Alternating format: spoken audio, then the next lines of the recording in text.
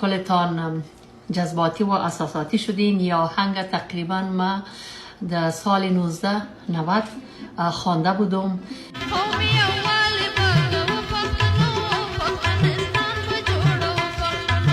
که هیچ وقت اینقدر عکس العمل ایجاد نکرده بود. مگر حال چرا؟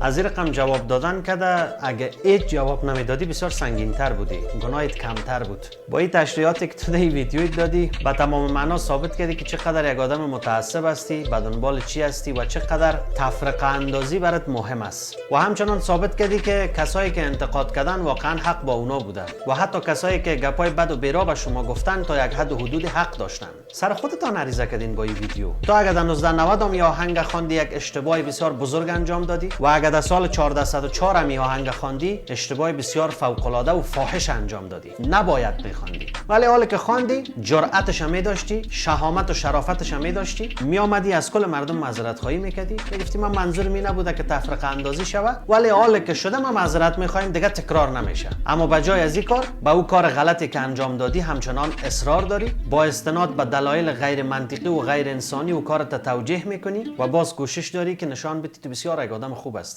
هر کسی که به دنبال تفرقه افغانی، نفاق، شقاق، بدبختی و به جان هم انداختن مردم باشه، از هر قومی که باشه محکوم است، انسان نادرست است، انسان غیر منطقی است و یک انسانی است که حتما باید محکوم شود.